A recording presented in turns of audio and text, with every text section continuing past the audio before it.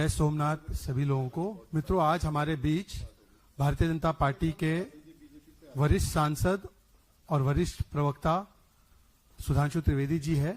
वो आपको एक बहुत ही महत्वपूर्ण विषय पर संबोधित करेंगे और उसके त्वरित बाद एक और विषय पर हम लोग अपनी बात रखेंगे। सुधांशु, शुरू करें। मित्रों, आज हम एक ऐसे विषय पर आपका ध्यान आकृष्ट करना चाहते हैं जो राजनीति का विषय नहीं है, जो भारत की पहचान, अस्मिता, अस्तित्व और भविष्य की संभावना और स्वरूप से संबंधित है। हर देश के इतिहास में कई महत्वपूर्ण मोड़ आते हैं और कई ऐसी तारीखें आती हैं जो अविस्मरणीय परंतु ऐसे असहनीय आघात दिए हुए होती हैं कि जिन्हें याद रखना इसलिए आवश्यक होता है ताकि भविष्य में उसकी कोई पुनरावृत्ति की संभावना न रहे। आज 6 जनवरी 2026 है। आज से ठीक 1000 साल पहले महमूद गजनी के द्वारा श्री सोमनाथ मंदिर का विध्वंस किया गया था, जो 12 ज्योतिर्लिंगों में सर्वप्रथम माना गया है, जिसके विषय में कहा गया है कि सोमलिंगम नरो दृष्ट्वा सर्व पापो प्रमुच्यते लभते फलम मनोवांछितः मृतः सर्वम समाश्रयेत। ये माननीय प्रधानमंत्री जी ने भी आज जो इसके अपना विचार व्यक्त किया है उसमें इस श्लोक का उद्धरण दिया है कि अर्थात सोमनाथ एक ऐसा लिंग है जिसे देखने मात्र से पापों का नाश होता है, पुण्यों की प्राप्ति होती है, मनोवांछित फल प्राप्त होते हैं और स्वर्ग का मार्ग प्रशस्त होता है। यह सिर्फ एक आस्था का विषय नहीं है। इसका महत्व भारत के लिए क्या था और आज ही इसको याद करने की आवश्यकता क्यों है, इसके लिए मैं ध्यान दिलाना चाहूंगा कि जब सोमनाथ की पुनर्स्थापना हो रही थी तो 11 मई 1951 को भारत के प्रथम राष्ट्रपति डॉक्टर राजेंद्र प्रसाद जी ने कहा था at the inaugural ceremony of Somnath, it is my view that the reconstruction of Somnath temple will be completed on the day when not only the magnificent edifice will arise on the foundation, but the mansion of India's prosperity will be really that prosperity of which ancient temple Somnath was a symbol. अर्थात उन्होंने कहा कि सोमनाथ की पूर्ण प्रतिष्ठा उस दिन नहीं होगी जिस दिन उस दिन नहीं होगी जिस दिन भव्य रूप में वह मूर्ति और मंदिर प्रतिष्ठापित होगा, बल्कि उस दिन पूर्ण मानी जाएगी जिस दिन भारत की समृद्धि का शिखर भी उसी प्रकार उठता हुआ दिखाई पड़ेगा जिस समृद्धि से आकर्षित होकर यह क्रूर बर्बर आतंकी आक्रमण किया गया था। और आज 1000 वर्ष के बाद अगर हम देखें तो 1951 में सरदार पटेल के प्रयास से और जवाहरलाल नेहरू जी के पुरजोर विरोध के बावजूद प्रथम राष्ट्रपति डॉक्टर राजेंद्र प्रसाद जी की उपस्थिति में यह स्वप्न साकार हुआ था।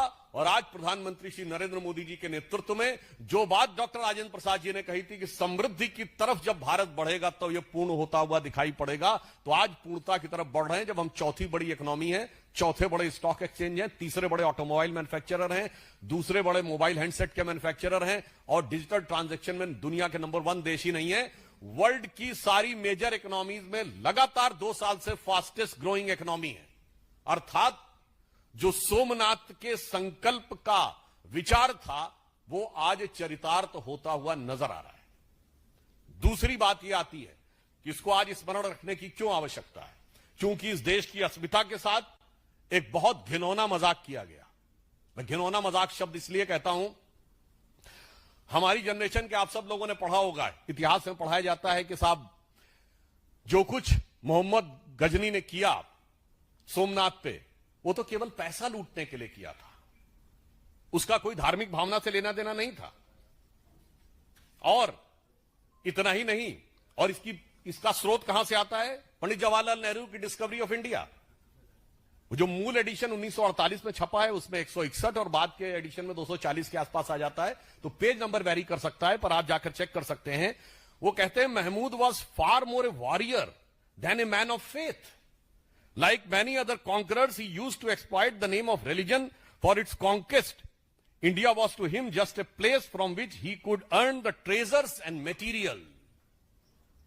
यानी वो कोई धार्मिक उन्मादी नहीं था, वो तो पैसा कमाने के लिए आया था और उसके लिए भारत में आकर सिर्फ पैसा प्राप्त करना ही उसका उद्देश्य था। और आगे वो लिखते हैं कि वो कला का कितना बड़ा प्रेमी था कि जब वो मथुरा में एंटर करता है तो वो इतना प्रभावित हो जाता है वहां की स्थापत्य कला को देख के। The building interested him was so much impressed by the city of Mathura from Delhi. All about he wrote that there was 1,000 edifice from which the faith has fallen, nor it's likely the city attained the present. वो कहते हैं कि वो देखकर इतना अभिभूत हो जाता, कहता लगता ही नहीं इतनी सुंदर मूर्तियां और सुंदर मंदिर और सुंदर भवन मनुष्यों के बनाए हुए हैं, ये तो जिन्न के बनाए हुए हैं। और कहते देखिए जवाहरलाल नेहरू जी कहते हैं कि महमूद गजनी कितना कला का प्रेमी था, जबकि उन्होंने जिस बुक से लिया है वो उसके साथ आए हुए खुद के इतिहासकार उतबी ने अपनी किताब तारीख यामनी में लिखा है कि जिस समय उसने मंदिर पे कैप्चर कर लिया और वहां के समस्त पुरोहित और राजा उनके पास गए और उन्होंने कहा कि शिवलिंग को खंडित मत करिए, इसके बदले में हम आपको लाखों स्वर्ण मुद्राएं देंगे। और उनके एडवाइजर्स को लगा कि ये एक अच्छा मौका है, हमें एक पत्थर से क्या लेना देना है, अगर इतना मिलता है तो ये खुद महमूद गजनी के साथ आए हुए इतिहासकार जिससे ये प्रेरणा ले रहे हैं नेहरू जी और उनके बाद उनके गोत्र के समस्त इतिहासकार, वो क्या लिखता है, कहता महमूद ने मना कर दिया। किस लिए मना कर दिया? वो कहता है इसलिए कि मैं चाहता हूं कि कयामत के दिन मैं एक बुत शिकन के रूप में जाना जाऊं, ना कि बुत परस्तों के साथ सौदागरी करने वाले एक गलीच बुत फरोश के रूप में। यानी शुद्ध हिंदी में कह देता हूं, अर्थात मैं चाहता हूं कि कयामत का दिन आए तो मेरी ख्याति हो कि मैंने मूर्ति भंजक के रूप में मेरी ख्याति हो, ना कि मूर्ति पूजकों के साथ सौदागरी व्यापार करने वाले एक नीच इंसान के रूप में। अब बताइए जितने लेफ्टिस्ट और ये सब समझाते हैं ये सारी थ्योरी डिमोलिश्ड जो उसी में लिखी हुई है, मगर इतिहास को कैसा डिस्टॉर्ट किया गया। और सुनिए जो नेहरू जी ने लिखा डिस्कवरी ऑफ इंडिया में, जो कहा गया कि वो बड़ा प्रेमी था, ठीक इसी में इसी किताब में, और ये n नंबर ऑफ रेफरेंसेज में बहुत लिखा गया है, history of India as told by various historians, इसमें है translation of Tarikh-ul Yamini by of the Mahmud chronicles, उसमें भी लिखा है कि जैसे ही वो मथुरा में देखता पहले तो बड़ा प्रभावित होता, फिर कहता सारे मंदिरों और बिल्डिंगों को नष्ट कर दो। डिस्कवरी ऑफ इंडिया में वो सेंटेंस गायब, और इंटरप्रिटेशन ये कि वो तो बहुत बड़ा कला प्रेमी था। इसलिए आज भारत की अस्मिता के साथ हुए इस आघात और उसके साथ हुए इस घिनौने मजाक को याद रखने की आवश्यकता है। और एक और चीज आपको बताना चाहता हूं, भारत का एक और बहुत बड़ा नुकसान किया गया। वो क्या किया गया? आप सबने फिल्मों में डायलॉग सुना होगा, एक वो पुरानी फिल्म थी 1991 की शायद, जिसमें दिलीप कुमार और राजकुमार दोनों थे, जिसमें उनका हेलीकॉप्टर लैंड कर जाता है तो कहता लो बंदूक मार लो, तो कहता नहीं हम तुम्हें मारेंगे और जरूर मारेंगे, मगर तब जब बंदूक भी हमारी होगी, गोली भी हमारी होगी, इलाका भी हमारा होगा और वक्त भी हमारा होगा। ये डायलॉग सिर्फ फिल्मों में सुना होगा, परंतु ऐसा नहीं है। महमूद गजनी के साथ आए हुए इतिहासकार ने लिखा है कि एक हिंदू शाही डायनेस्टी थी, आपने तो अब किसी को नाम में नहीं पता होगा, उसकी राजधानी काबुल थी, जिसका नरेश धर्मपाल जब ये लूट के गया और धर्मपाल से युद्ध के बाद भी वो गया और आज के जो कजाकिस्तान की तरफ, और उसे पता चला कि तुर्क राजाओं ने महमूद गजनी को घेर लिया है, तो अलबरूनी ने लिखा है, अलबरूनी ने लिखा है, क्या लिखा? उसने कहा जब घेर लिया है तो वो धर्मपाल उसको कहता है कि मैं 2000 घुड़सवार, 10,000 सैनिक और 100 हाथियों के साथ तुम्हारी मदद करने को आने को तैयार हूं, मगर किस लिए? इसलिए नहीं कि मैं तुम्हें बचाना चाहता हूं, इसलिए कि तुम्हें मारने का संकल्प मैंने लिया था, तो मैं अपने अलावा किसी और को तुम्हें पराजित करते हुए और तुम्हें मारते हुए नहीं देखना चाहता। ये वो चीज थी जिसने भारत को बचा के रखा, ना कि एक गाल के बदले दूसरा गाल आगे कर देने के सिद्धांत ने। इसलिए इसी के लिए श्रद्धेय अटल बिहारी वाजपेयी जी ने पूछा था, आज सोमनाथ जो दिखाई पड़ रहा है, माननीय प्रधानमंत्री जी ने जिन भाव की अभिव्यक्ति की है, वो दर्शाता है कि भारतीय संस्कृति की वो जीवनी शक्ति थी, वो संघर्ष शक्ति थी, जिसने दुनिया के सबसे बर्बर आक्रमणों को भी झेल कर अपने को बचा के रखा, जिसके लिए अटल जी ने लिखा था कि दुनिया का इतिहास पूछता रोम कहां, यूनान कहां है, घर घर में शुभ अग्नि जगाता वो उन्नत ईरान कहां है, दीप बुझे पश्चिमी जगत के छाया जब बर्बर अंधियारा, तभी चीर कर तम की छाती चमका हिंदुस्तान हमारा। और वो जो चमक थी उसकी अभिव्यक्ति सोमनाथ के प्रथम ज्योतिर्लिंग में दिखाई पड़ती थी। मगर अफसोस 1835 में मैकॉले ने जो विष हमारे दिमागों में भरना शुरू किया, 2035 में प्रधानमंत्री जी ने कहा उस विष से मुक्त करनी है। उस विष का बहुत बड़ी विष बेल को काटने का प्रतीक सोमनाथ का मंदिर था। अब आप कहेंगे साहब बहुत इतिहास की बात हो गई, आज के कॉन्टेक्स्ट में क्या है? तो यह भी मैं बताना चाहता हूं। आप सभी लोग, विपक्ष के लोग बहुत बोले थे कि डोनाल्ड ट्रंप ने ऑपरेशन सिंदूर के बाद भारत पाकिस्तान की मध्यस्थता की बात कही थी और इसको लेकर हमारे विरोधी बहुत उछल उछल के बोल रहे थे। तो 11 मई 2025 को डोनाल्ड ट्रंप ने यह भी बोला था कि 1000 ईयर से इंडिया और पाकिस्तान के बीच की लड़ाई है और कश्मीर उससे जुड़ा हुआ मुद्दा है।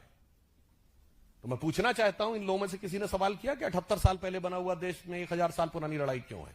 ये वही 1000 साल की लड़ाई है जिसका 1000 साल आपको दिखाई पड़ रहा है। और ये मैं केवल अपने मन से नहीं कह रहा हूं। पूछिए पाकिस्तान की सरफेस टू एयर मिसाइल का नाम क्या है? Ghazni. Air to air missile का नाम बाबर। दूसरी मिसाइल का नाम गौरी। इसलिए जो इस देश में बैठकर मैकाले के मानस पुत्र और मार्क्स के मानस पुत्र, यानी जिनके दिमाग में एम फैक्टर बहुत घुस गया है, the Macaulay factor of 19th century and the Marxist factor of 20th century, और कुछ और भी आप लोग सोच रहे होंगे, तो आपकी बुद्धिमत्ता पे मुझे पूर्ण विश्वास है। तो उसका उत्तर भी एम फैक्टर ही है, यानी मोदी फैक्टर। जो मोदी जी ने आज इस विषय पे अपने विचारों की अभिव्यक्ति की है, राष्ट्र को उसे समझने की आवश्यकता है।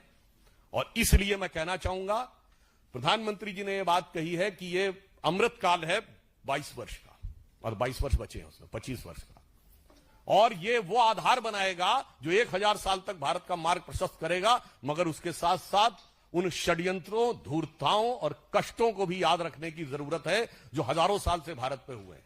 जो लोग ये कहते हैं कि मुगल आक्रमणकारियों के दौर में भारत में क्या क्या हुआ, तो उनके मैं बहुत डिटेल में नहीं जाना चाहता, सिर्फ इतना बता देना चाहता हूं कि एंगस, जो प्रोफेसर आरजी रमल ने डिवोसाइट बनाई है, जिन्होंने वर्ल्ड की हिस्ट्री का पूरा किया है, कब कब कितने लोग मारे गए, उसमें तुगलक के दौर में कितने मारे गए, खिलजी के दौर में कितने लाख मारे गए, मुगल के दौर में कितने मारे गए, कुल मिलाकर उन्होंने 60 मिलियन से 80 मिलियन लोगों के मैसेकर की बात कही है। विल डूरांड ने हिस्ट्री ऑफ सिविलाइजेशन में लिखा है, the Muslim conquest of India was not one of the bloodiest, he said was the deadliest. Colonel James Tod ने लिखा है Annals and Antiquities of Pakistan of Rajasthan में कि जब अकबर ने कैप्चर किया तो उसने 2980 किलोज के जनेऊ तोले, 2980 किलोज। आप सोच सकते हैं कि कितना था। ये किसने लिखा? फॉरेनर्स ने। इसलिए मैं कहना चाहता हूं, मजाक मत उड़ाइए। ये देश उसके बाद भी आज जीवित है, स्वतंत्र हुआ और उसके बाद प्रखरता के साथ आगे बढ़ रहा है अपनी उस शक्ति के कारण, जिसे समझिए और आश्वस्त रहिए कि आज जब पूरी दुनिया लड़ाई लड़ने में लगी हुई है, मैं देशों का नाम नहीं ले रहा हूं, सब एक दूसरे को के ऊपर आक्रमण करने और आधिपत्य में लगे हैं, उसमें यदि भारत का राइज हो रहा है तो इन मूल्यों को स्थापित करने के लिए हो रहा है, जो विध्वंस और हिंसा के खिलाफ होगा। India is all set to rise, not to dominate the world but to motivate the world.